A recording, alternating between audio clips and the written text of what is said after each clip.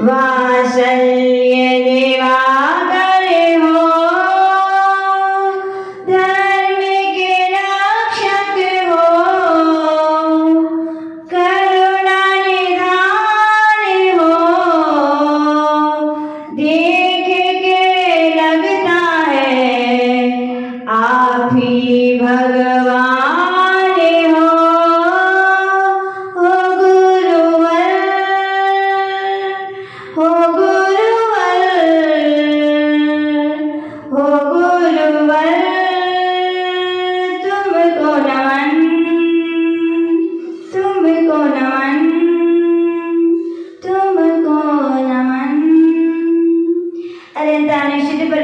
भगवान की, दिवादेव श्री आदिनाथ भगवान की, दिवादेव श्री शांतिनाथ भगवान की, परम पूज्य गुरुनाम गुरुदेव आचार्य श्री 108 श्री विमल सागर जी महामुनि राज की, परम पूज्य गुरुनाम गुरुदेव आचार्य श्री 108 श्री सन्मति सागर जी महामुनि राज की, परम पूज्य बुंदेलखंड के प्रथमाचार्य सूर्य गच्छाचार्य गणाचार्य गुरुदेव 108 श्री विराट सागर जी महामुनि राज की, अहिंसामय विश्व धर्म की, उत्तम सत्य धर्म की।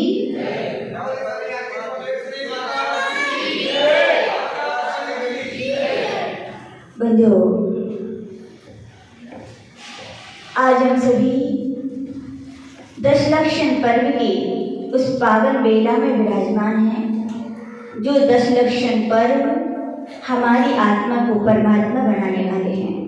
और हम उन दशलक्षण पर्वों की महिमा को पूज्य गुरुदेव के सन्निधि में रहकर जो सीखा, जो सुना, जो अनुभव किया, बिल्कुल विश्वास रखना, टेप रिकॉर्डर है पंतो, वो ही बोल रहे हैं जो सुन किया है, बाकी इसमें मेरा कुछ नहीं है। पूज्य गुरुदेव सत्य धर्म की व्याख्या के विषय में समझा रहे हैं कि सूर्य छिपा हुआ था, किसमें छिपा हुआ था? बादलों में छिपा हुआ था।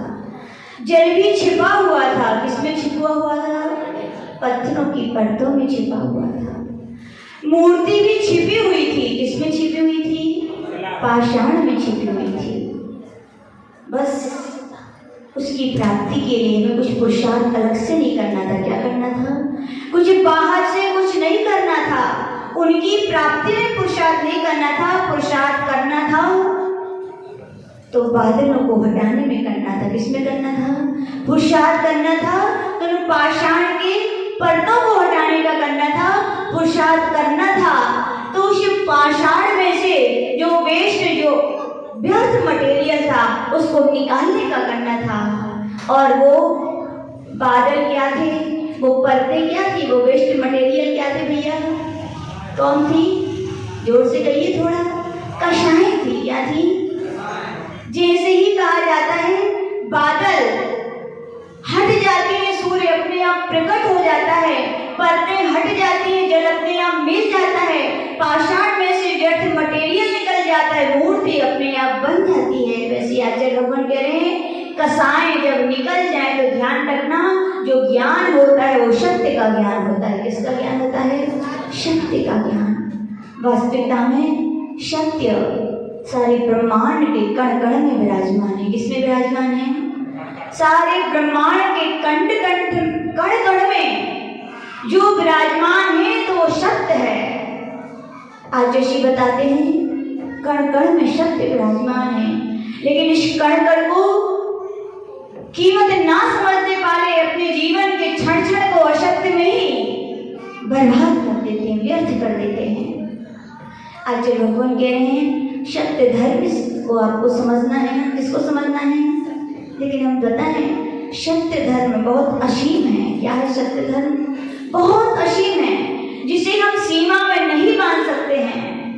असीम सत्य धर्म होता है।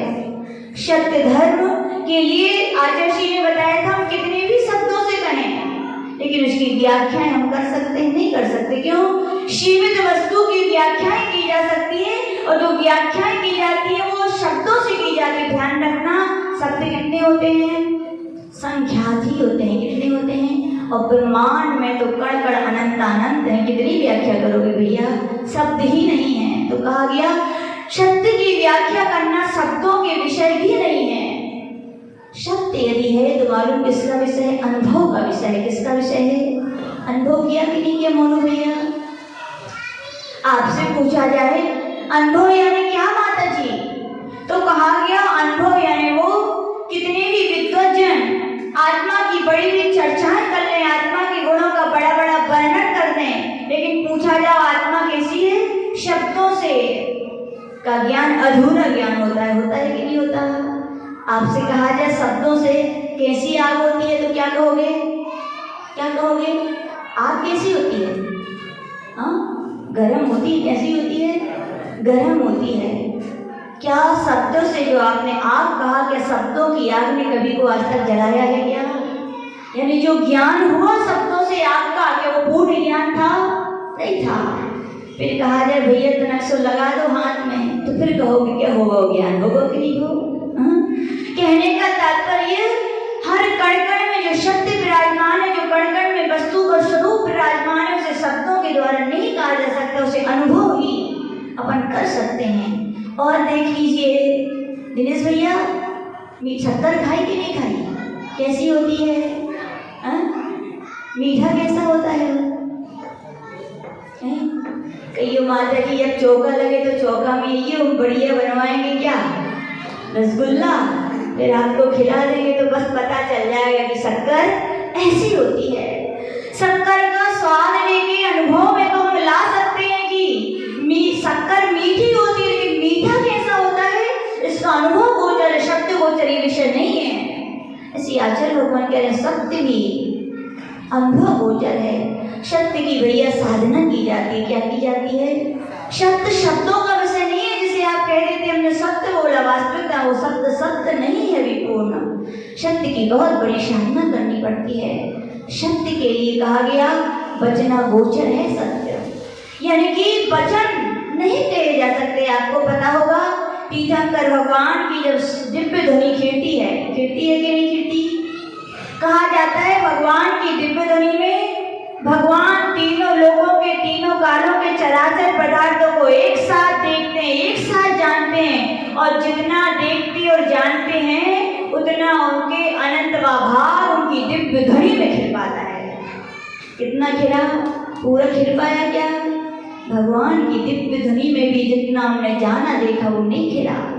कहा जाता है जितना भगवान की दिव्य ध्वनि में खिला, गणधर भगवान भी 63 रिद्धि, और हम तो कहेंगे नैगम नय की अपेक्षा बुद्ध प्रज्ञापन ने लगा दीजिए, नैगम नय की अपेक्षा 64 ही रिद्धिधारी हैं।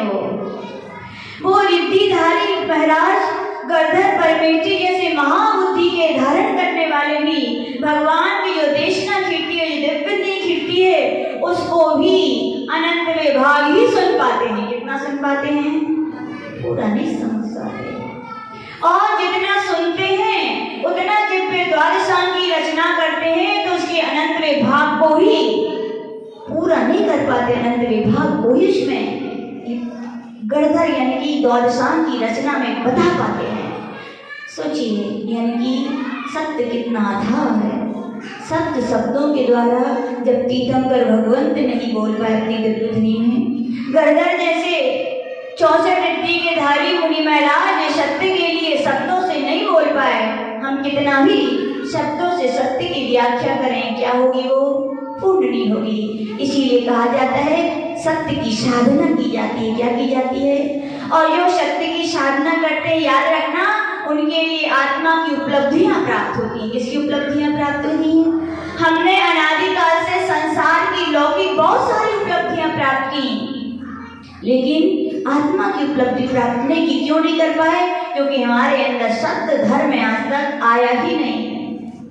हम जिसे सत्य व्रत कहते हैं, जिसे सत्य अनुव्रत कहते हैं, याद रखना भैया, सत्य बोलना। सत्याणु कोई महाराज हो, मुनि महाराज हो, व्रतों को धारण करते सत्य महाव्रती कहलाते हैं। कोई गृहस्थ है वो जब अनुव्रतों को धारण करता है तो सत्यानुव्रती कहलाता है। व्रत साधन है। किसके हैं ये? व्रतों के लिए साधन कहा गया और धर्म के लिए साध्य कहा गया। क्या कहा गया? यानी कि कहने का तात्पर्य, कभी गिरनार जी गए क्या आप लोग? कौन कौन गया गिरनार जी? जितने लोग नहीं गए एक बार हो ही हो भैया। जीवन पैरों की शोभा हमने पहली बता दी, किससे है? तीर्थों की वंदना। मत जाना कहीं और जगह, लेकिन एक बार गिरनार जी के दर्शन जरूर करके आना। गिरनार जी जब हम जाते हैं तो क्या सीधे ही 5वीं टॉप पर पहुंच जाते हो भैया? प्रवीण भाई साहब क्या करते हो? पहले का जल मंदिर कहाँ से आया? गिरनार जी की चर्चा चल रही है। क्या करते हो पहले 5वीं टॉप पर जाने के पहले? बड़े समझदार हो आप लोग। गिरनार जी यदि प्रसिद्ध है तो बस इसलिए प्रसिद्ध है कि घर की 4 सीढ़ियां जो नहीं चढ़ पाते फिर भी भगवान का ले लेकर के वहां 11,000 सीढ़ियां भी भक्तगण चढ़ जाते हैं। चढ़ जाते हैं कि नहीं? बताओ भैया, बिना सीढ़ियों को चढ़े क्या 5वीं टॉप पर पहुंच जाओगे क्या? सीढ़ियां साधन है, साधन है, और 5वीं टॉप साध है, मंजिल है।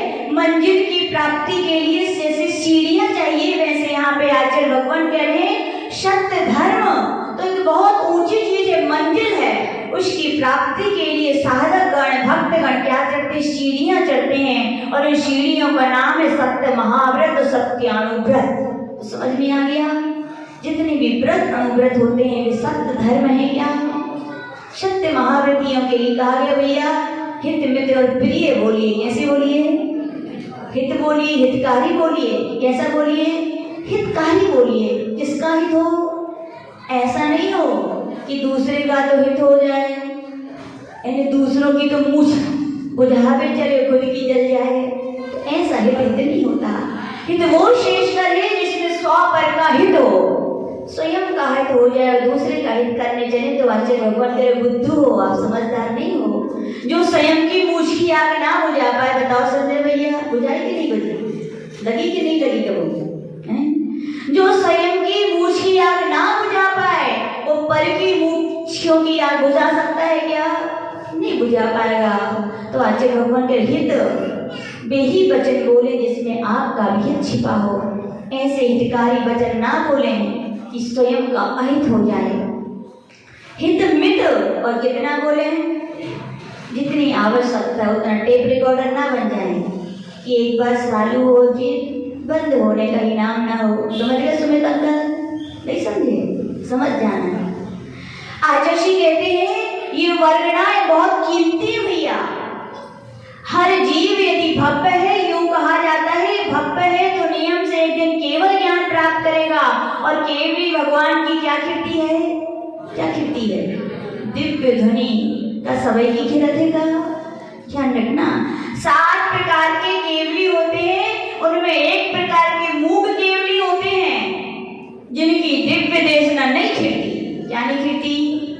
पूछा गया भगवान क्या हमने क्या चराचर पदार्थों को क्या जाना नहीं, देखा नहीं? बोले देखा, जाना, सब कुछ किया, फिर दिव्य ध्वनि कहाँ क्यों नहीं खिली? तो कहा गया भैया ये पहले इतना बोल चुके, इनकी भाषा वर्णन समाप्त हो गई, अब केवली भी बन गए तो भाषा वर्णन इनके पास बची नहीं है।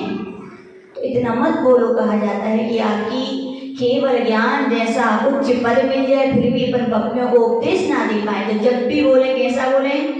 मित। जितना जरूरत हो उतनी बोले। और लोग कितना बोलते हो आप लोग? अच्छी चीज फोन चल गए, पहले वो पैसे लगते थे इतने समय के इतने, तो कैसी बात करते थे फिर आप लोग पास भैया? हाँ, एक शब्द एक्स्ट्रा नहीं बोलता था क्योंकि पैसे खर्च हो रहे हैं। अब एक घंटे लोग आधा घंटे ऐसे बतियाते से घर ही में बैठ के बात करते हो। यानी कि व्यक्तियों के लिए समय की कोई कीमत नहीं है। पैसे की कीमत थी तो हुआ में बात होती थी, लेकिन आज समय की कीमत नहीं है। लेकिन याद रखना जो समय की कीमत को समझते हैं, आज ऋषि कहते हैं वे ही समय सार को समझ करके एक दिन समय सार परिणत होकर अपनी आत्मा को परमात्मा बना सकते हैं। और जो समय की कीमत नहीं करते फालतू में कुछ मतलब ही नहीं होता। सुना कैसी बातें करते हैं? एक दिन की हम सुना हम लोग की सामायिक चल रही थी। अब सामायिक में तो क्या, और शाम की सामायिक में तो शोरगुल बंद हो जाता है। एक अम्मा अपनी घर की लोगों से बात करके सुना रही थी, बोले आज ऐसे गांव में आए हैं बिहार करके, बोले ऐसे शहर में कि यहाँ के घर इतने बड़े बड़े हैं। कितने बड़े बड़े हैं बोले, ध्यान से सुनना।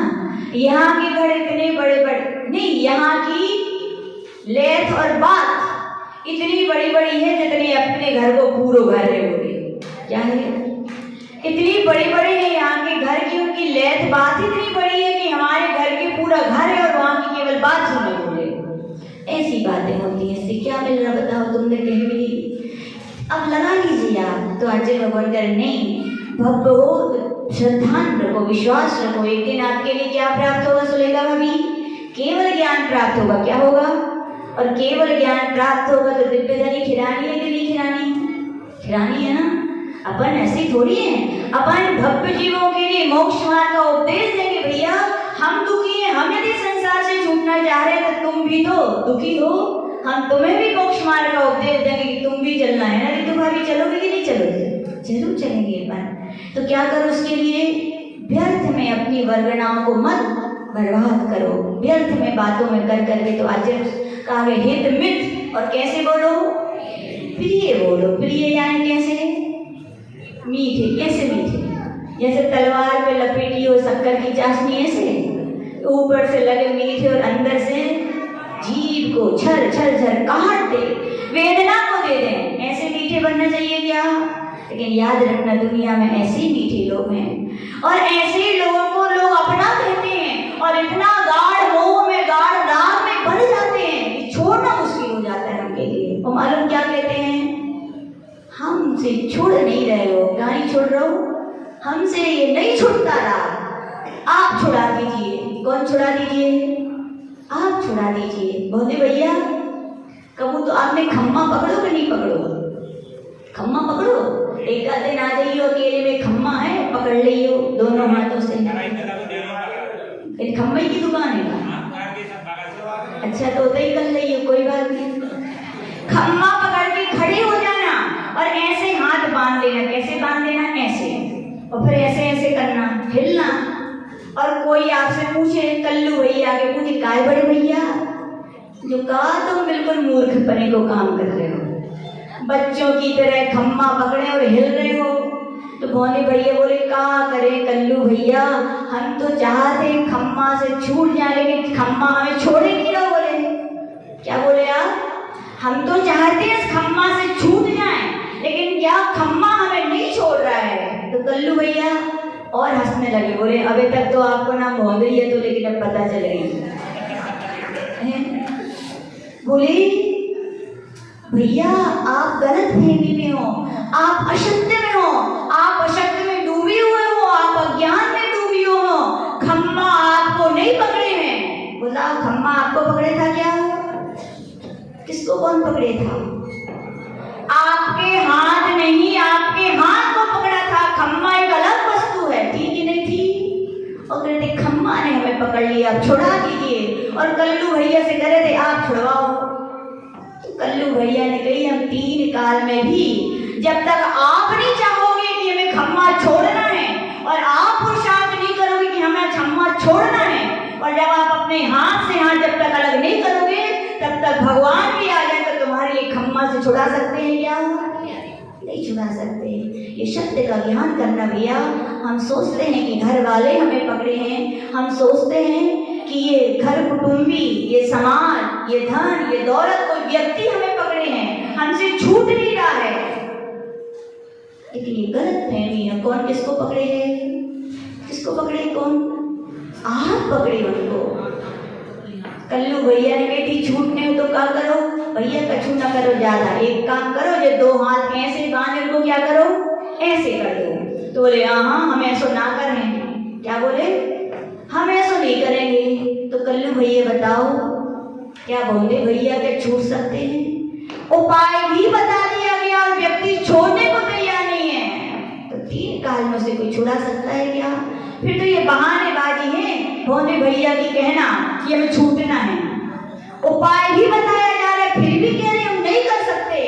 यानी आपके लिए सत्य का ज्ञान नहीं हुआ है, और सत्य का ज्ञान ये है कि आप वास्तविकता में छूटना नहीं चाहते हो। छूटना चाहते तो किसी और की नहीं, आप खुद इतने समझदार हो कि नहीं है? पूरी गृहस्थी चलाते हो, पूरी दुनिया को चला देते हो, खुद इतने कैसे बन गए मूर्ख? हाँ नहीं भैया, बोले भैया को तो उदाहरण दे रहे हैं। सब अपने अपने ऊपर घटित कर लेना ये बातें कि कोई किसी को पकड़े हैं क्या, कोई किसी को बांधे हैं क्या? असत्य है ये सब बातें। सत्य तो ये है, स्वतंत्र अपनी अपनी आत्मा है, अपना अपना वर्चस्व है, अपना अपना अस्तित्व है, अपनी अपनी आत्मा जो चाहे भगवान ने उपदेश दिया वो कर सकती है। आप गाड़ी तो गाड़ी है, यदि पेट्रोल डला है तो पूर्व दिशा में भी 10 किलोमीटर जा सकती है, तो क्या उत्तर में 10 किलोमीटर नहीं जाएगी? क्या जाएगी। बस क्या करना है आपको, अपनी क्या चेंज करनी है पेरेस भैया? दिशा चेंज करनी, क्या करनी है? और फिर भी बता दिए ऐसा करो, वो नहीं होता तो फिर गाड़ी भी तुम सिर पर रख लोगे ना, तो भी अपने गंतव्य स्थल पर पहुंचने वाले नहीं हो। तो आचार्य भगवान का सत्य है कि आप खुद छूटना नहीं चाह रहे हो और दूसरों से कहते हो मैं छुड़ा दो, तो कोई किसी को छुड़ा नहीं सकता। तो ये प्रिय वचन चल रहे थे। कौन से वचन चल रहे थे? वे व्यक्ति लोगों को अच्छे लगते हैं जो मोक्ष के मार्ग से हटा दें। लगते हैं अच्छे कि नहीं लगते? जो ये कहें कि मंदिर ना जाओ बेटा, जो कहें सामयिक ना करो, प्रतिक्रमण ना करो, बस बैठे रहो आराम से, वे लोग हमें क्या लगते हैं? बहुत अच्छे। लेकिन ध्यान रखना, कोई अवरी ज्ञानी मुनि महाराज मिले ना, उनसे पूछ लेना ये कौन है, तो यही कहेंगे ये पूर्व भोग के आपके शत्रु हैं, क्योंकि मोक्ष मार्ग पे चलने से रोकने वाला मित्र नहीं, शत्रु ही होते हैं। क्या होते हैं? लेकिन मोह राग इतना गाढ़ा हो जाता है व्यक्ति का कि शत्रुता उसे समझ में नहीं आती। अपनों को छोड़ने तैयार हो जाते हैं जो हित का उपदेश दे रहे हैं, लेकिन उनको नहीं छोड़ने तैयार हो पाते जो गड्ढे में गिरा रहे हैं। तो आचार्य भगवान कह रहे हैं ऐसे प्रिय ना बनना चाहिए, न ऐसी प्रिय लोगों की में संगति करनी चाहिए। वे लोग अच्छे जो बार बार ठोक पीट करके भी एक अच्छा घड़ा बना दें, वो शिल्पीकार अच्छा जो बार बार चोट मार के भी मूर्ति बना दे। कीमत हो जाएगी दुनिया में, बाजार में जाएगी तो अमूल्य हो जाएगी, मार्केट में घड़ा जाएगा तो अमूल्य हो जाएगा। और जिसने केवल रख दिया तो मैं संभाल लगे, मिट्टी को ठंड ना लग जाए, चटाई दे दो। मिट्टी पानी बरस रहा है तो अपनी व्यवस्था जो है वो दे दो। मिट्टी को गलन ना हो जाए तो पानी मत डालो।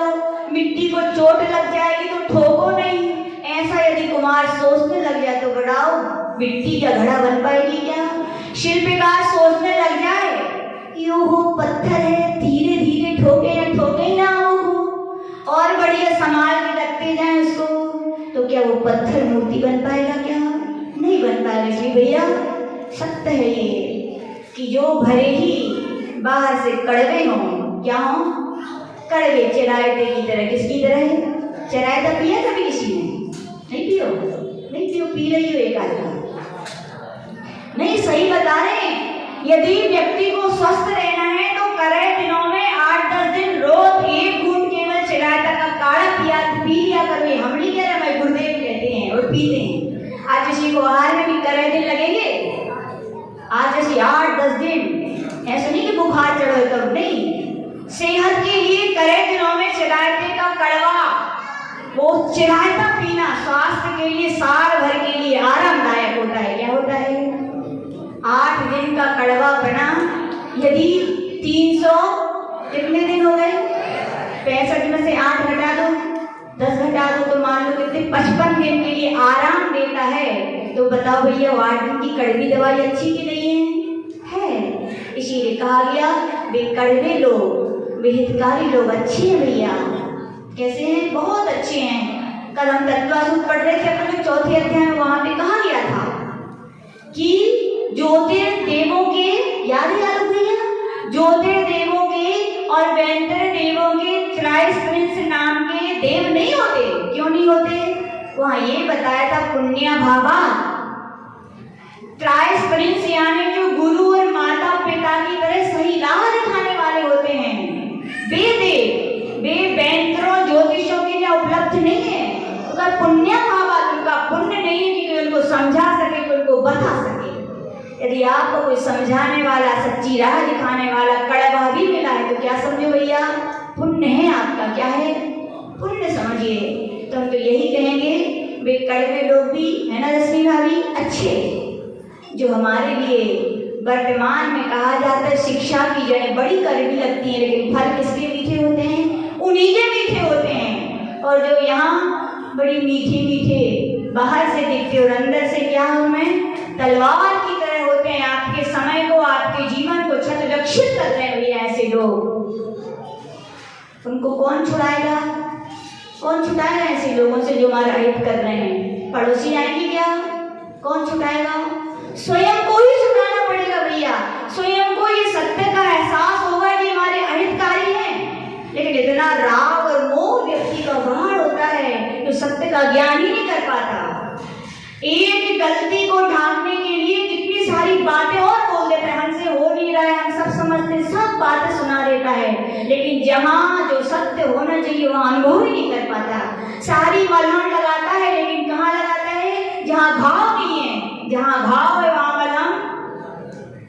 उनको लिए कहा जाता है जो सच्ची राह दिखा रहे हैं, उनसे नहीं कहते जाके जो गलत राह दिखा रहे हैं कि भैया आप हमें ऐसा मत बोलो, आप हमें ऐसा मत समझाओ, आप हमसे बात मत करो, उनको नहीं बोलते। ये होता है उल्टा गंगा। कौन सी गंगा है ये? जहाँ मलहम लगनी चाहिए वहाँ लोग नहीं लगा रहे हैं। और फिर भी तो ये ध्यान रखना, ऐसे व्यक्ति वर्तमान में भी रोते हैं और भविष्य तो क्या है उनका? फिर जब वर्तमान में बीज दुख के हैं तो भविष्य में भी क्या मिलेगा? दुख मिलेगा। इसलिए भैया कह रहे हैं ऐसे छुरी की तरह लोगों से अपन को क्या रहना चाहिए? दूर। मोक्ष मार्ग में जो हमारे सहायक बने, जो हमें धर्म की राह दिखाएं, वे लोग क्या है? अच्छे हैं। तो यहाँ अपना कथन चल रहा था, हित मित प्रिय वचन बोलना क्या है? सीढ़ियाँ हैं। क्या है? सब सीढ़ियाँ हैं। और सीढ़ियाँ जब चढ़ते हैं तो हमारे लिए सत्य धर्म की उपलब्धियाँ मिलती हैं। क्या मिलती हैं? सत्य की साधना की जाती है तो आत्मा की उपलब्धियाँ मिलती हैं। देखो तीर्थंकर भगवान दीक्षा लेते तो क्या हो जाते हैं? मौन हो जाते हैं। क्या हो जाते हैं? कितनी बड़ी बात है। जिनको जन्म से 3 ज्ञान थे, दीक्षा लेने के बाद 4 ज्ञान हो गए, फिर भी क्या कह रहे हैं कि अभी तो हम अज्ञानी हैं। क्या कह रहे हैं? अभी मैं जो बोलूंगा वो सत्य की कसौटी पर कसा हुआ नहीं है, क्योंकि ये सत्य शब्दों का विषय नहीं है, सत्य अनुभव का विषय है। अभी मैंने मन परिज्ञान के द्वारा जो जाना है वो शब्दों का विषय है, अरूपी पदार्थों को जाना है। अभी मैंने स्वयं अपनी इस रूपी पदार्थों को जाना है। अभी मैंने अपनी आत्मा, अरूपी आत्मा के द्वारा ज्ञान का अनुभव नहीं किया, तो मैं नहीं कह सकता कि वो सत्य है। तो तीर्थंकर भगवान भी देखो, यह सत्य की साधना, किसकी साधना है? सत्य की साधना जो लोग करते हैं वे मौन रहते हैं। क्या रहते हैं? बोलना पड़ता है वास्तविकता में साधुओं के लिए। किसके लिए? लेकिन जो सच्ची साधना चाहते हैं उनके लिए बोलना पड़ता है। वास्तविकता में कहा जाए मुनि कौन? जो मौन रहे सो मुनि। तीर्थंकर भगवान तब तक मौन रहते हैं, कब तक रहते हैं? जब तक उन्हें केवल ज्ञान की प्राप्ति यानी आत्मा की उपलब्धियां प्राप्त नहीं हो जाती। समझ में आया? सत्य के द्वारा आत्मा की उपलब्धियों की क्या होती है? सिद्धि होती है। तो आचार्य भगवान कह रहे हैं, शिष्य बोल रहे भगवान सत्य लोग कहते कड़वा होता है। क्या होता है? आपकी भाषा में क्या होता है? अशोक भैया सत्य कैसे हो? खाओ कि नहीं खाओ? कहो नहीं खाओ। अच्छा, तभी आप रोज देते आते हो। यदि आपको ये बातें कड़वी नहीं लगती, मीठी लगती, तो आप रोज आते। यदि भगवान के दर्शन, भगवान की अभिषेक, भगवान की पूजन आपको कड़वी नहीं लगती तो रोज आते। आपको कड़वा लग रहा है, लगाना तभी तो आप नहीं है। सत्य है कि नहीं? बोलो। जितने लोग पूजन अभिषेक नहीं करते बोलो सत्य है कि नहीं? सत्य है। सत्य कड़वा होता है। आपसे कहा जाए अनु भैया इतना पुण्य से सब कुछ पाया, फिर भी बुद्धू की तरह सूटकेस पहले भरी थी नोटों से नहीं, पुण्य से। आज लोगों को दिख रहा है आपका महल, आपका घर, आपका परिवार सुखी है, लेकिन ये पूर्ण सत्य नहीं है। पूर्ण सत्य ये है कि आप इस भाव में भी सूटकेस भरते जो आपके अभी भाव काम आए। लेकिन आप असत्य में जी रहे हो। आप सोच रहे हो वर्तमान का ही सब कुछ है। वर्तमान का सब कुछ सत्य नहीं है। वर्तमान में कुछ ऐसा पुरुषार्थ कर चलो, अगले भाव भी तो जाना है सबको कि नहीं जाना है? यही सब सलैया वाले यही रहोगे, सबको जाना है ना। तो सत्य ये भैया, पहले किया था तो आज भोग रहे हो, लेकिन आज भी रे भाई साहब हैं भोग रहे हो। कहाँ पहले को भोग रहे हो, अब क्या कर रहे हो? क्या कर रहे हो? 10 ही दिनों के बाद भदैया बने हो खाली। नहीं भैया, भदैया बन के तो जिंदगी के 40-50 साल तो आराम से बीत गए कि नहीं? अब सदैया बन जाओ। क्या बन जाओ? भदैया बन के। याद रखना, तुम्हें भी ऐसे नगर, ऐसे गांव, ऐसी समाज मिलेगी जहां आपको 10 दिन ही दर्शन उपलब्ध होंगे। ध्यान रखना, आज आपका पुण्य है कि आपने पहले सदैया बन के रोज भगवान के दर्शन पूजन अभिषेक किया था कि आज ऐसी समाज, ऐसा घर मिला है। आज ऐसी समाज, ऐसे घर, ऐसे धर्म को पाकर भदैया जो लोग बने ना, 10 ही दिन हम करते। तो ध्यान रखना, तरसना पड़ता है ऐसे लोगों के लिए। ऐसे गांव में मिलोगे, ऐसा शहर मिलेगा कि आपको 10 ही दिन अकेला केवल ऐसे निमित्त मिलेंगे आपके लिए। इसलिए भैया हम कह रहे हैं, हम नहीं कह रहे जिनेंद्र भगवान की वाणी। किसकी वाणी है भैया? हम नहीं कह रहे आप सोचो कि मारते तो पीछे ही पड़ गई, बिल्कुल नहीं। जिनेंद्र भगवान की वाणी है, जिनवाणी की वाणी है, गुरुओं की वाणी है। हमने तो पहले कह दिया, पर तो टेप रिकॉर्डर है जो सुन के आए, से यहाँ बटन चालू करके सुनाते जा रहे हैं। तो आचार्य भगवान का सत्य यही है कि वर्तमान में भी कुछ कर चलो तो सत्य का सूरज आपका अगले भाव में निकलेगा। सत्य कड़वा होता कि नहीं होता? सो भैया अब समझ में आई? सत्य कड़वा होता है, लेकिन ध्यान रखना, सत्य कड़वा होता है, लेकिन सत्य को जिसने सेवन किया है वो निरोग हुआ है। हुआ है कि नहीं हुआ? हुआ है निरोग। भले ही शुरू में बड़ा खराब लगता है, हाँ अभी भी खराब लग रहा हो, कई जनों को माधुरी टोकती रहती हैं, लेकिन आपको रोज आने लगोगे ना तो फिर कैसा लगेगा? सही बताओ। आपको भी अच्छा लगेगा, ध्यान रखना, और आपके परिवार वालों को अच्छा लगेगा, आपकी समाज को अच्छा लगेगा कि हमारे समाज में, हमारे घर में ऐसे सदस्य हैं जो भगवान की रोज पूजा अभिषेक करते हैं। और जब पूजन अभिषेक नहीं करते ना, कभी चर्चा चलती है ना कि हमारे घर के इतने लोग पूजन, और आप ना करते हो तो घर वालों को नीचे सिर करना पड़ता है। किसके कारण करना पड़ा? आपके कारण। किसके कारण? आपके कारण। इसलिए भैया अपन इस घर में, इस समाज में, इस परिवार में उसके गौरव को बढ़ाएं, उसके गौरव को नीचे ना करें। तो आचार्य भगवान कह रहे हैं सत्य कड़वा होता है। सत्य के लिए आचार्य भगवान कह रहे हैं सत्य की साधना असत्य को छोड़कर की जाती। कैसे की जाती है? और असत्य को छोड़कर ही नहीं, असत्य को छोड़ना तो एक बहुत बड़ी बात है। असत्य बोलने वालों का भी साथ छोड़ना पड़ता है भैया। किसको छोड़ना पड़ता है? आप लोग पूजन करते हो ना, किसकी क्या आती है वो? पशु राजा की क्या लाइनें आती हैं? अरुण अंकल एक दिन बोलो सब ने। हाँ, वसु भूप भूप से थी नरक पहुंचा, स्वर्ग में नारद हुआ। भूप यानी राजा, और कौन सा राजा? राजा वसु की कहानी है। किसकी कहानी है? राजा वसु की कहानी सुनी कभी कि नहीं सुनी? कभी मौके नहीं मिला है ना? अपनों सले, अपनों घर, स्वर्ग से सुंदर, सपनों से प्यारा। नहीं भैया, ये नरक है। क्यों नरक है? क्योंकि अब क्षेत्रों पर नहीं जाते, आप उन गुरुओं के पास नहीं जाते जो तत्व की देश न देखे। या क्या पुण्यहीन है अपन कि अपन को ऐसे पर्व नहीं मिलते जब ये धर्म की व्याख्याएं भी सुनने मिले। हर वर्ष चतुर्मास होता है क्या? नहीं हो पाता। पुण्यवान हो कि पुण्यहीन हो? पुण्यहीन है भैया। अब गांठ बांध लेना कि सलेया नगर का आने से एक भी वर्ष खाली ना जाए। भले कोई छुल्ला खाए, छुल्ली खाए, कोई बूढ़े बना जाए, याद रखना बूढ़े में तो बूढ़ा मत समझना। वे तुम्हें जो भी देंगे भगवान की देश नहीं देंगे, भगवान की देशना से हटके नहीं देंगे।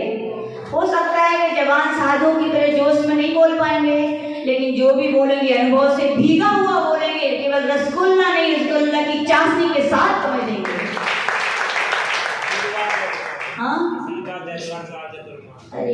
क्या आप लोगों को तो गुरुदेव का आशीर्वाद है, अपन कौन से खेत की मूली है, क्या दें। हाँ, तो कह रहे बसु राजा की कहानी शास्त्रों में आती है। क्षीर कदम्ब नाम का एक उपाध्याय पंडित थे। कौन थे? क्षीर कदम्ब नाम के उपाध्याय पंडित थे। उनके 3 शिष्य थे। एक उनके राज्य का जो राजा था उनका पुत्र जिनका नाम वसु राजकुमार था, एक स्वयं का पुत्र जिसका नाम पर्वत था, और एक और श्रेष्ठी पुत्र था जिसका नाम नारद था। क्या था? नारद। एक गुरु के 3 शिष्य थे।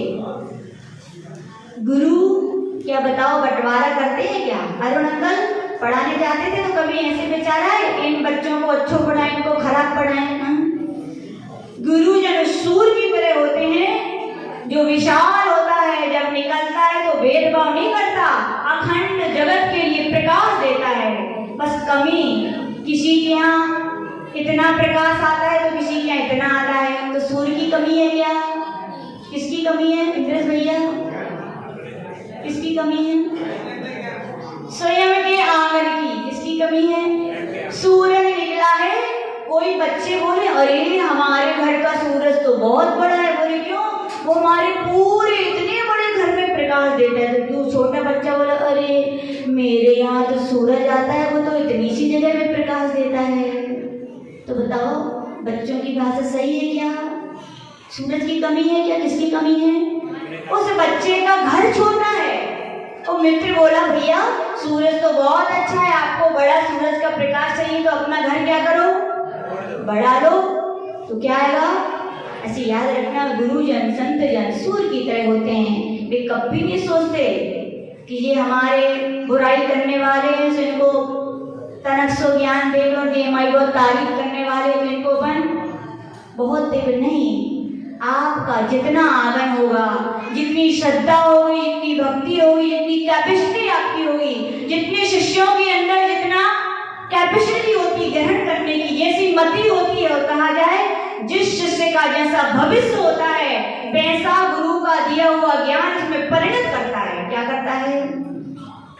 गुरु के प्रदत्त ज्ञान तो उस बरसते हुए पानी की तरह है। नीम में जाए तो कड़वा, और चरायते में जाए तो भी, और वो क्या बोलते हो विष का नाम क्या बताया था अपन ने?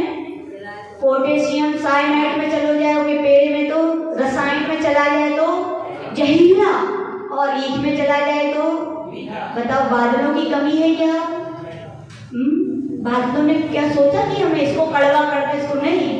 याद रखना गुरुजन जो होते हैं, संत जन होते हैं, सब बादल सूर्य की तरह सर्वव्यापी होते हैं, सर्वहितकारी होते, सबका हित करना चाहते हैं। लेकिन जिसकी होनहार अच्छी नहीं होती ना, उसमें वे जल वे बातें वैसी परिणत कर जाती हैं। तो कहा जाता है गुरु ने तो सबके लिए अच्छा समझाया। और एक बार की बात है, क्षीर कदम्बक नाम के गुरु कहीं तीर्थ यात्रा करने गए। वहाँ 2 चारणिधिधारी मुनि महाराज थे, तीनों उनके साथ थे। 2 मुनि महाराज, एक बड़े मुनि महाराज छोटे मुनि महाराज को निमित्त ज्ञान की शिक्षा दे रहे थे। निमित्त ज्ञानी कौन थे? परम पूज्य गुरुनाम गुरुदेवाचार्य विमल सागर जी महाराज थे। उनके शिष्य भी सीख रहे थे अपने गुरु से। तो गुरु ने उनकी परीक्षा लेने के लिए कहा कि हे शिष्य बताओ, ये गुरु के 3 शिष्य हैं, ये गुरु है, कौन नरक जाएगा, कौन स्वर्ग जाएगा, किसकी क्या होगी? तो निमित्त ज्ञान के ऐसे ऐसे लक्षण होते हैं, चाहे वो तुम्हारी आंखें देखें, चाहे वे तुम्हारी उंगलियां देखें, चाहे वे तुम्हारे शब्द सुने, चाहे वे तुम्हारे तिल मसे देखें। निमित्त ज्ञान में भी इतनी ताकत होती है कि आपके भविष्य का वर्णन कर देते हैं। तो मुनि महाराज ने जैसे उनके लिए देखा, क्या देखा हम भी नहीं जानते क्योंकि हम निमित्त ज्ञान है नहीं है। तो वहां पे बोले, जो मुनि महाराज ने देखा तो उन्होंने कहा गुरुदेव ये जो गुरु हैं वो तो श्रवण दीक्षा लेके अपना कल्याण करेंगे, ये जो नारद है वो स्वर्ग जाएगा, और ये 2 जन है वो कहाँ जाएंगे? बोले नरक जाएंगे। नरक कहाँ जाएंगे? नरक जाएंगे। जैसे क्षीर कदम्ब गुरु के कानों में ये शब्द पहुंचे, उन्हें सुन लिए, तुरंत संसार से वैराग हो गया। क्या हो गया? देखो सत्य का ज्ञान हुआ तो वैराग होना चाहिए कि नहीं? और अपन लोग इतने होशियार है, सत्य को ढांकने में मास्टर है ना। सत्य का ज्ञान तो नहीं कर पाते। हमने बताया था हमें बाल सफेद आ जाते सत्य का ज्ञान कराने के लिए कि भैया बहुत दिन बीत गए, अब चलो कहाँ, धर्म की राह पे अभिषेक करो, पूजन करो, लेकिन अपने इतने होशियार हैं। बोले तुम का होशियार हो, तुमसे ज्यादा होशियार बताई है काली कौन सी चेरो हमने पोत दी, अब तुम कहाँ बचे। याद रखना तुमने उस बाल को नहीं पोता है, तुमने अपने जीवन को पोता है। वो सत्य का ज्ञान कराने आया था और तुमने उसको ही निकाल दिया, फेंक दिया है, बदल दिया, तो तुम्हारा जीवन भी जो होना चाहिए वो नहीं हो पाएगा। तो वहां पे कहा गया चीर कदम तो गुरु ने दीक्षा ले ली। दीक्षा लेने के बाद साधना करने लगे। यहाँ कुछ दिनों के बाद राजा वसु राज्य पर उनका तिलक किया गया और कहा गया कि क्षीर कदम्बक का जो बेटा था उसका नाम क्या था, पर्वत था, उसके लिए भी उन क्षीर कदम्बक गुरु के पद पर उपाध्याय पद दे दिया गया। और नारद तो अपना श्रेष्ठी था, भी सीधा साधा अपने जीवन बिताने लगा। जब व्यक्ति को खाने की लालसाएं बढ़ जाती क्या होती हैं? आलू कैसे लगते हैं सुमन अंकल? आलू याद नहीं है? ऐसी कहो कि मैं जिंदगी भर को आज से त्याग, कहो कहो कहो कहो, पहले यदि याद नहीं है तो कहो त्याग। नहीं कह पा रहे ना, नहीं कह पा रहे। ये आसक्ति, खाते भी नहीं है लेकिन छोड़ भी नहीं पाते व्यक्ति, ये कहलाती है क्या? आसक्ति। और जब आसक्तियां व्यक्ति के अंदर आती हैं तो जिनमें अच्छाईपना भी नहीं होता उनमें भी अच्छाईपना ठोक देते हैं। बैगन कैसे होते हैं? बोले कैसे होते बैगन? कौन कौन खाते बैगन? हाथ ऊपर करो, सही से बता दो। 1 2 3 4 5 6 बहुत सारे लोग। कैसे होते बैगन? अपने लिए तो बहुत अच्छे होते हैं और दूसरे कहे तो बात ही हो कीड़ा भरे रहे, तो मैं क्या भरे रहे, दिखते भी नहीं है। जैसा दल होता है, जैसा उसका बक्कल होता है, वैसे उसके मोटे उसमें कीड़े होते हैं। कैसे होते हैं? फिर भी कहते हैं बड़ो फायदेमंद है ना प्रेम भाई साहब? कौन साहिल? अब उनकी तो छोड़ो।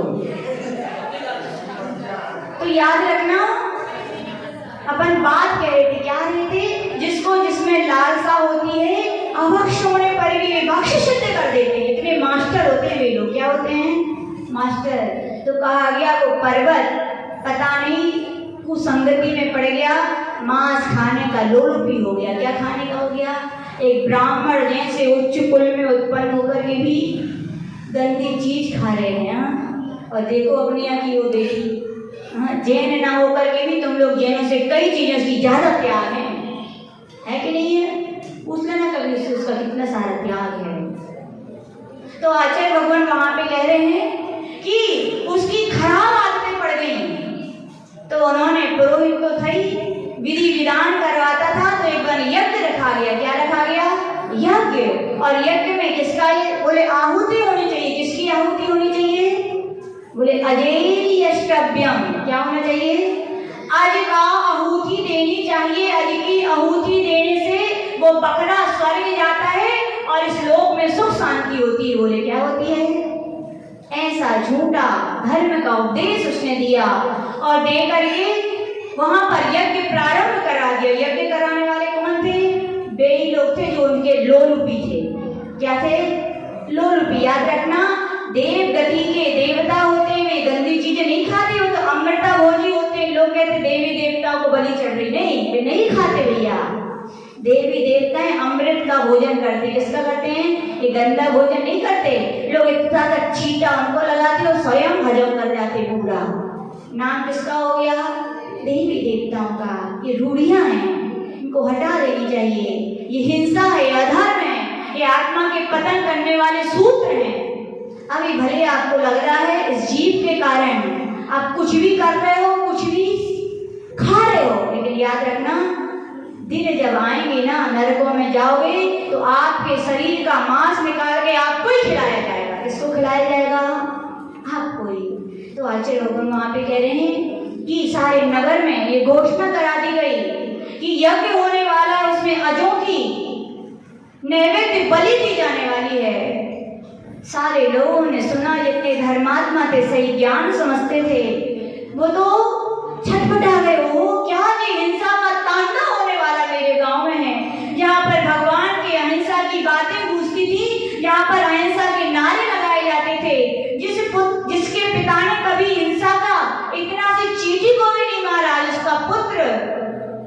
होकर के अहिंसा का तांडव करने जा रहा है, व्याकुलित हो गए। ये है धर्मात्मा की पहचान। किसकी पहचान है?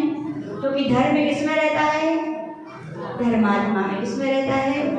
धर्म है, अहिंसा उनके अंदर है, तो आकुल व्याकुल हो गए हिंसा की बातें सुन करके। और पता उसमें से एक कौन था? नारद था। कौन था? तुरंत दौड़ा दौड़ा भागा भागा आया। किसके पास आया? पर्वत के पास। ये होती है धर्मात्मा की पहचान। धर्म के ऊपर, धर्मात्मा के ऊपर जब कष्ट आए तो ऐसा नहीं हमने तुम्हें बुलाओ नहीं, हम ऐसे हम नहीं गए। अरे कहाँ का अपनापना आपका बताओ? कोई बुलाए तब आप गए, कोई अपने लोग परेशान है, बीमार है, उनने कहीं नहीं, उनने बुलाओ नहीं, अपनापना नहीं है। आचर भगवान करे अपने तो वो लोग होते हैं पता भी चल जाए दौड़े आते हैं बिना बुलाए। धर्मात्मा वो होता है जब धर्म पर, धर्मात्मा पर, धर्म के अनायतों पर, मंदिरों पर संकट आते हैं तो कोई बुलाने नहीं जाए आपके लिए कि चलो भैया ऐसा हो, नहीं। आपके अंदर धर्म है, आप दौड़े आओगे। आओगे कि नहीं आओगे? आओगे। कब आओगे? लेकिन जब क्या होगा? आपके अंदर धर्म होगा। नारद के अंदर धर्म था, दौड़ा दौड़ा आया और पर्वत से बोला, हे मित्र, तुम क्या ये अहिंसा का तांडव करने जा रहे हो? अपने लिए दुर्गति में ले जाने वाले काम कर रहे हो, पर जीवों को पीड़ा देने के काम कर रहे हो। तो पर्वत बोला, मैं वही तो कर रहा हूँ जो अपने पिताजी ने कहा था। बोले क्या कहा था पिताजी ने? बोले पिताजी ने यही कहा था जब कभी यज्ञ हो तो उनमें होम होना चाहिए तो अजेर्यष्टव्यम, इसका होना चाहिए, अज का होना चाहिए। तो पर्वत बोला, हे मित्र, तुमने ये शब्द तो याद रखे, लेकिन याद रखना गुरुदेव ने अपन को व्याकरण भी सिखाई थी। क्या सिखाई थी? सीखी कि नहीं किसी ने? अपन रोटी कपड़ा और दुकान बेचते मस्त हैं, तो सीखने की जरूरत। याद रखना 72 कलाएं होती पुरुषों की। कितनी होती हैं? पर तुम्हारी दुकान चलाओ कोई कला नहीं है, या तो दुर्कला है। कौन सी है? वो कला। अपन उसमें मास्टर 72 कलाएं भैया, जिनमें व्याकरण की भी शिक्षा ग्रहण करना कला है। वहाँ पे नारद बोल रहा था, हे मित्र, गुरुदेव ने आज भी जब पढ़ाया था अजेर्यष्टव्यम, तब व्याकरण के नियम भी बताए थे। व्याकरण में कहा गया था शब्दानाम अनेक अर्था। एक शब्द का एक अर्थ होता है क्या? अनेक अर्थ होते। कितने अर्थ होते हैं? जैसे कहा जाए किसी ने घोड़ा पे बैठे, कभी कौन कौन बैठा घोड़ा पे? देखो जिनकी शादी हुई है तो हाथ नीचे कर लो। कैसे? घोड़ा नहीं मिला तब घोड़ी मिला थे। अब सही बता, घोड़ा पे पड़ गए। हाँ अब सही, असली घोड़ी पे तो नहीं, घोड़ा पे। राहुल भैया सही बताइए, वो घोड़ी की घोड़ा? घोड़ा, ठीक है, नीचे कर लो। नहीं तो हमने एक बार पूछी, सबने पूरे जेंट्सों ने हाथ 2-4 मोड़ी घोड़ा छोड़ के, अंकी सही सी बताओ घोड़ा ही? बोले हाँ। तो हमने कहा ये बताओ ब्याह में बैठे थे कि अलग से? बोले ब्याह में। तो नीचे हाथ कर लो, क्योंकि ब्याह में घोड़ी मिलते। घोड़ा क्योंकि एक घोड़े को अब कह नहीं रहे, कुछ नहीं है, खाने चलते हैं अपन भाई। कहने क्या, घोड़ा पे गधा नहीं बैठा। तो जब शादी हो जाती तो गधा ही बना। तो क्या बना? तो गधा बने नहीं तो बनने की तैयारी है ना मनीष भैया? बन गए कि नहीं? बन गए, बन गए। तो वहां पे घोड़ा, यदि कोई घोड़े को संस्कृत में क्या कहते हैं अरुणंकर?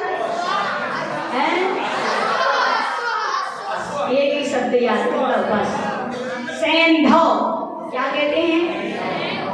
और अपने यहाँ नॉन कही जाते हैं, नॉन को भी क्या कहते हैं? शब्द एक ही है लेकिन अर्थ अलग अलग है। रजनीत दीदी कहो भोजन बना रही हूँ और वे कहें प्रवीण भाई साहब से संस्कृत पढ़ ली हुई है उन्हें।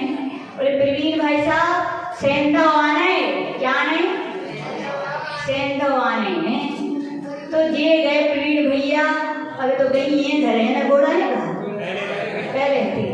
तो जे गए अपने घोड़साला और छोड़ो घोड़ा और ले आए चौका में। बोले जो रे सैंधव। जैसे आप लोग हंस रहे, ऐसी रजनी यार दीदी बोली कौन बुद्धुओं से पालो करो, जो नहीं पता चौका में। बोले सैंधव यानी क्या लाना चाहिए? नमक। ऐसी बुद्धू कह रही। एक दिन की बात है, प्रवीण भाई साहब कहूँ जा रहे थे। फिर क्या हो प्रवीण भाई साहब, आपने भी कई प्रिंस भैया से कहा गई सेंधा आने प्रिंस। तो प्रिंस भैया को याद आती मम्मी पापा की व्यापार। मम्मी ने ऐसो गई थी चलिए ऐसो ले आते, बोले अब घोड़ा नहीं ले जाने, अब तो नमक ही मांगोगे। सो उसने उठाई नमक की पुड़िया और ले गए पापा। लो बोले पापा सेंधा। तो पापा ने फिर सिर पकड़ ला, बोले ऐसे बुद्धुओं से मालूम पड़ रहे हैं।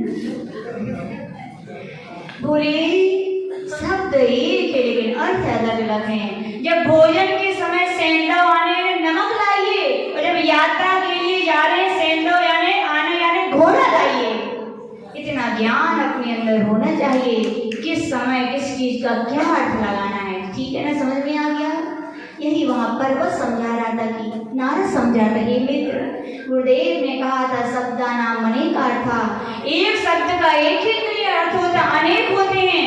यहाँ आज का अर्थ यद्यपि पकड़ा सही है, लेकिन होम जब किया जाए तो आज का अर्थ पकड़ा नहीं। गुरुदेव ने बताया था 3 वर्षों पुराना धान के लिए कहा था। किसके लिए कहा था?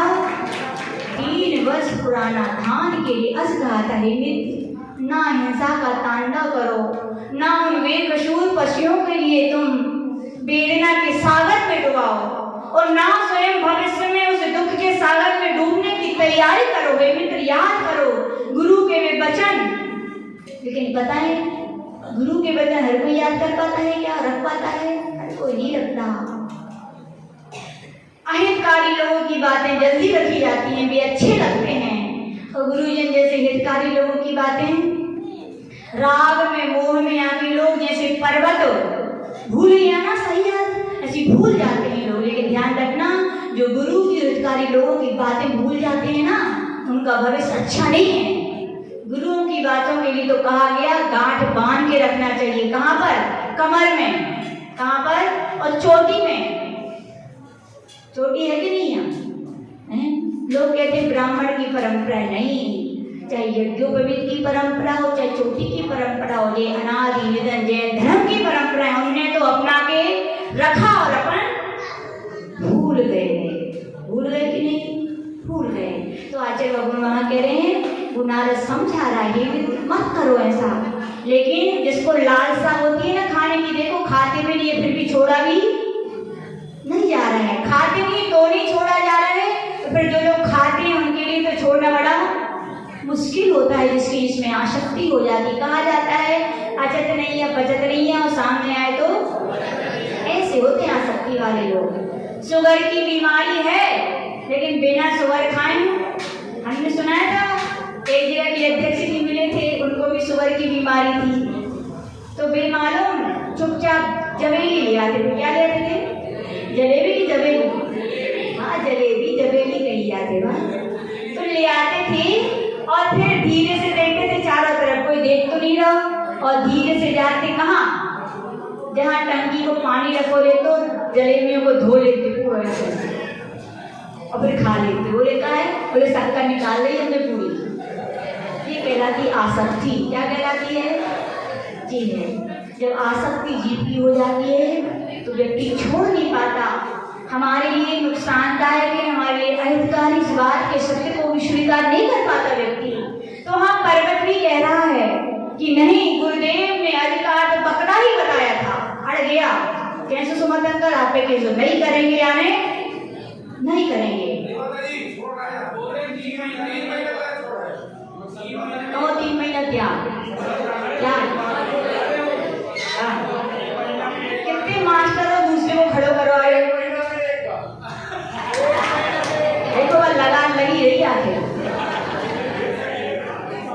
ये है आसक्ति। देखो आप लोग दूसरों के लिए तो खड़ा कर दिया, अब जिनने उनके ऊपर खड़ा किया है थोड़े देर लोग खड़े होकर कहेंगे हमारा 3 महीना को त्याग करो, करो। और भी लोगों ने कहा उनके और खड़े हो, बोलो अबे नहीं, अब आज से 3 महीने का त्याग, आज से 3 महीने का। हाँ जिन ने कहा है ना उनके लिए अब अपना अपना भी कर देना, ठीक है ना। चलो बस बस बस। तो आचार्य भगवान यहाँ पे कह रहे हैं जिनकी आसक्तियां होती है छोड़ नहीं पाते, सत्य को ढांकने लग गए। हमारे तो फायदे ही है, नुकसान नहीं है, अपनी तो दुकान अच्छी चल रही है, चलन दो। तो आचार्य भगवान वहाँ पे कह रहे, सुनिए ध्यान से। वहाँ पे कहा गया नारद समझा रहा है जब नारद ने देखा कि हिंसा का तांडव ये पर्वत रोकने वाला नहीं है, तो उसने कहा हे मित्र कोई बात नहीं, तो मेरी बात स्वीकार ना करो तो अपना एक और मित्र था, वो कौन था? राजा वसु था। वो भी तो अपने साथ पड़ा है, वो निर्णय करेगा, वो अभी वर्तमान में राजगद्दी पर विराजमान है। चलो वहां पर क्या होना चाहिए, इसका निर्णय होना चाहिए। पर्वत तैयार हो गया, ठीक है। ये शब्द कौन सुन रही थी? उसकी माँ। कौन सुन रही थी? माँ। दो माँ होती हैं। सूरज जब उगता है तब भी लालिमा होती है, और सूरज जब अस्त होता है तब भी लालिमा होती है। इसी माँ भी दो प्रकार की होती हैं। एक अपने बच्चों को सूर्य के उदित की तरह बढ़ते बढ़ते देखना चाहती है, एक बेमाएँ होती है जो सूर्य अस्त की तरह अपने बेटों को अच्छे संस्कार ना देके गर्द दुखों के गर्त में गिराना चाहती हैं। किसके कारण? मोह के कारण। किसके कारण? मम्मी आज ठंडी बहुत है, मंदिर नहीं जाएंगे। बोले ठीक है बेटा कोई बात नहीं। अच्छी माँ है क्या? नहीं, अच्छी माँ वो है, कोई बात नहीं बेटा, ठंडी लग रही है तुम्हें गर्म पानी से नहला देते हैं, और ठंडी लग रही है एक ही जगह 2 शटर पहना देते हैं, लेकिन बेटा मंदिर जाना ही पड़ेगा। और सीधे नहीं जाओगे तो भोजन नहीं मिलेगा। और बच्चे आजकल की होशियार, मत दो भोजन, हैं खा लेंगे मजदूर, नहीं। लेकिन क्यों बोल रहे पता? आज की माएँ बोलती हमारे बच्चे पट्ट पट्ट जवाब देते हैं। जब आप गर्भ में थी ना, आप भी याद करो आपने अपने बड़ों से कैसे जवाब दिए थे। संस्कार आए कहाँ से? याद रखना, अपने जैन आगम में कहा है गर्भवती महिलाएं जैसे भाव करती हैं, जैसे वचन बोलती हैं, ऐसी क्रियाएं करती हैं, सारी उसकी डुप्लीकेट कॉपी मिलती है। तो किसमें मिलती है? बच्चा मिलती है। हमारा बच्चा इतना जिद्दी है। क्यों जिद्दी है? 100% नहीं, लेकिन 90% ये सत्य है कि बच्चों में गर्भ के संस्कार पूरे पड़ते हैं। बहुत अजीब, विषय अलग चला जाएगा इसलिए ले नहीं रहे। तो माँ की बता रहे, ऐसी मोही माँ थी, उसने जानती थी कि अधिकार 3 वर्ष पुराना धान ही है, पकड़ा नहीं है। बेटा गलत बोल रहा है, और जब निर्णय होगा बेटा की ही हार होगी। चली गई दौड़ी दौड़ी, कहाँ चली गई? राजा वसु के पास, और गिड़गिड़ाने लगी, रोने लगी। तो राजा वसु बोले हे गुरु माँ, क्यों ऐसे रो रही हो? तुम्हारे रोने का, दुखी होने का कारण क्या है? तो माँ बोलती है मैं जो कहूँ आपको वैसे ही बोलना पड़ेगा। वो सही कहानी सुना देती कि ऐसी ऐसी नारद पर्वत में बरता चली, और ये सत्य है कि नारद सही कह रहा है, लेकिन तुम्हें वचन देना होगा कि तुम साथ दोगे। तो किसका दोगे? किसका दोगे? पर्वत का वचन ले लिया। और राजा का प्राण क्या होता है? वचन होता है। गुरु माँ को गुरु उसने ये बोला कि मुझे गुरु दक्षिणा लेने आई। क्या लेने आई हूँ? गुरु दक्षिणा। तो राजा वसु ने कह दिया मांगो माँ, गुरु दक्षिणा में जो मांगोगी वो दूंगा। तो उसने मांग लिया, और फिर वचन तो वचन देनी पड़ेगा। दोनों एक दिन सभा में नारद भी खड़ा था, पर्वत भी खड़ा था, राजा वसु अपने सिंहासन पे बैठा था। कहा जाता है राजा वसु का सिंहासन आकाश में अवतर रहता था। क्यों रहता था? बोले राजा वसु का शब्द इतना निर्मल था, उज्जवल था कि उसका सिंहासन आसमान में था। वास्तविकता में आसमान में था क्या? नहीं। स्फटिक के उसके पहिए थे। किसके पहिए थे? स्फटिक देखी मूर्तियां, उसके पहिए थे। कहा जाता था लेकिन जो कि वो सत्य के बल पर, उसका इतना सत्यनिष्ठ वो राजा था कि उसका सिंहासन अवतर आकाश में है। जब ये चला तो राजा कार्रवाई शुरू हुई। नारद ने कहा हे मित्र वसु, तुम्हें याद होगा जब हम चीर कदम गुरु के पास तीनों शिष्य के रूप में पढ़ते थे, गुरुदेव ने पाठ पढ़ाया था अजेय अष्टभ्यम। आज का अर्थ उन्होंने कई बताए थे, लेकिन जब होम का प्रकरण आया था तो गुरुदेव ने आज का अर्थ बताया था कि 3 वर्ष पुराना धान होना चाहिए। और ये पर्वत मित्र देखो अधिकार से क्या बता रहे? बोले बकरा बता रहा है। जिस तलवार की नोक भी हमें लगती है तो मैं असहनीय वेदना होती है, उस तलवार को बेचारे मूक पशुओं के ऊपर चलाने का उपदेश दे रहा है, हिंसा का तांडव करवाने जा रहा है, कहो मित्र क्या सत्य है। क्या कहा किसने? राजा वसु ने क्या कहा बताओ? क्या कहा? जो पर्वत कह रहा है सत्य है।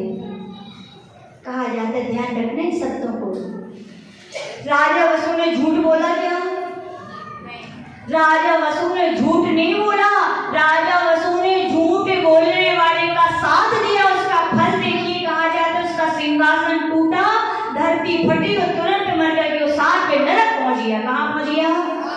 सोचिए, एक असत्य का साथ देने वाला जो साथ में नरक जाता है, तो अपन सोचिए कितना अपन झूठ बोलते हैं भैया। फिर भी ग्रस्त हो, फिर भी व्यापार में आपके लिए आकर भगवंतों ने कहा है बोलना चाहिए कि नहीं चाहिए। फिर भी व्यापार उद्योगी हिंसा होती तो उद्योगी झूठ भी होता होगा। फिर भी व्यापार में क्षम्य है, लेकिन धर्म के स्थानों में आकर कभी भूल के भी ऐसे अनर्थ वाली बातें मत करना। जो यथार्थ है उसे यथार्थ ही कहना, सत्य है उसे सत्य ही कहना। तुम्हारे जीवन में नहीं है तो स्वीकार करना कि हम में एक कमी है कि हम जीवन में ला नहीं पा रहे हैं। लेकिन जो भगवान ने कहा, जो जिनवाणी में लिखा है, जो गुरु कह रहे हैं वो सत्य है। वो है कि नहीं? कई परंपराएं ऐसी होती हैं जो उत्तर भारत में चलती, दक्षिण में नहीं चलती। कई दक्षिण में चलती, उत्तर में नहीं चलती। तो क्या वहाँ की गलत है क्या? नहीं भैया, वहाँ की परंपराएं भी आगम में लिखी हैं, सत्य है। कभी भी ऐसी अज्ञानता में या कहीं घोर मिथ्यात्व में मत आ जाना कि कह बैठो ये सब गलत है। क्या ये सब गलत है? नहीं भैया, कभी नहीं बोलना। धर्म के विषय में, जिनवाणी के विषय में, गुरुओं के विषय में तो कभी गलत मत बोलना। यदि स्वीकार ना कर पाओ तो चुप रह जाना, मौन रह जाना, लेकिन कभी असत्य मत कहना। सीधा कह देना हमें इतना ज्ञान नहीं है, या हम ऐसा हमारे एरिया में होता नहीं है, हम करते नहीं है। लेकिन आप गलत हो ये भी हम नहीं कह सकते। अपने अपने, क्योंकि आगम में लिखा है। किसमें लिखा है? आगम जिनेन्द्र देव की वाणी है। जिनेन्द्र देव कभी अन्यथावादी नहीं होते, उनकी वाणी कभी अन्यथा नहीं है। और जो गुरुजन आगम के अनुसार बोल रहे हैं वो क्या गलत है? कई लोग ऐसी परंपराएं निकाले हैं, प्रमाण मांगो तो कुछ नहीं है और दूसरों को उपदेश दे रहे हैं, ऐसा नहीं होना चाहिए। और हम लोग प्रमाण दे रहे हैं कि ये ग्रंथों में लिखा, तो मानते नहीं है। और हम लोग कहते आप प्रमाण बताओ कि ऐसा नहीं होना चाहिए, तो एक प्रमाण नहीं है। ऐसा नहीं होना चाहिए। आगम में लिखा है तो क्या करना चाहिए? और हम तो कहते तुम्हें नहीं करना तो तुम ना करो, लेकिन आगम की बात तो मत झुठलाओ। आप तो सीधी कहो हमारा मन नहीं करता, हम नहीं करते। लेकिन ऐसा मत कहो कि आगम में नहीं लिखा है। आगम में लिखा है, लोग दिखा रहे हैं तो स्वीकार करो। और आप कह रहे नहीं लिखा तो बताओ प्रमाण कि ऐसा नहीं होना चाहिए। बताओ एक लाइन ऐसी नहीं है ना, ऐसी लाइन आगम में, तो मत कहो अपने मुख से कि ऐसा आगम में नहीं लिखा है, ऐसा जिनवाणी में नहीं है, ऐसा उपदेश नहीं है। तो आचार्य भगवान करें यथार्थ को यथार्थ कहो भैया। धर्म के क्षेत्र में तो कहो, कम से कम कहाँ कहो। और नहीं कहोगे तो क्या झूठ बोल रहे हो ना, तो झूठ बोलने वाला पर्वत नरक गया सो गया। झूठ का साथ देने वाला वो वसु राजा भी कहाँ गया? नरक गया। इसलिए आचार्य भगवान कह रहे हैं सत्य धर्म का दिन है। जीवन में सत्य बहुत कड़वा होता है, लेकिन याद रखना सत्य की साधना की जाती है। सत्य पर ही आफतें आती, किस पर आती हैं? सत्य पर ही विपत्तियां आती हैं। सत्य के पास ही गवाह नहीं मिलते, सत्य के पास ही कोई अपना नहीं होता। सत्य की आड़ में ही असत्य नृत्य करता है। कौन करता है? करता है कि नहीं? एक कहानी आती है, शॉर्ट में बता रहे। दंडक राजा की कहानी थी। उसके दंडक राजा जैन मुनियों का बहुत बड़ा भक्त था। उसके मंत्री उससे ईर्ष्या करते थे। राजा को जैन मुनियों से कैसे हटाया जाए, उनकी श्रद्धा भक्ति तोड़ी जाए। एक भांड के लिए मुनि का रूप बना करके रानी के महल में दिखा दिया गया। राजा कुपित हो गया कि मुनि जन ऐसे होते हैं। बताओ सत्य था क्या? मुनि ऐसे होते हैं क्या? कौन था वो? याद रखना, जो सामने दिखे वो क्या सब सत्य है क्या? नहीं। जो कानों से सुना है वो सत्य है क्या? सब बिल्कुल सत्य नृत्य करता है।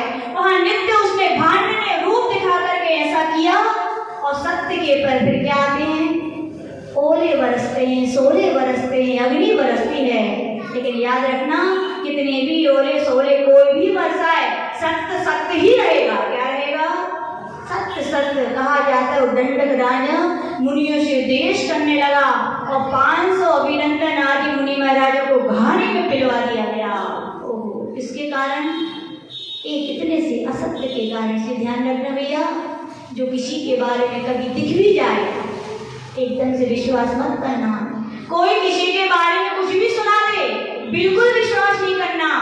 और पूछना है उसके बारे में जानकारी लेनी तो किसके पास जाना? भूल करके भी उसके पड़ोसी के पास मत जाना। उसके देश रखने के बाद नहीं जाना, जाना तो उसी व्यक्ति के पास जाना और प्रेम से पूछ लेना, भैया ऐसी बात लोग कर रहे हैं क्या, सही है क्या? वो सत्य कह देगा, भैया ऐसी बात है, ऐसी नहीं है, तो विश्वास कर लेना। क्या कर लेना?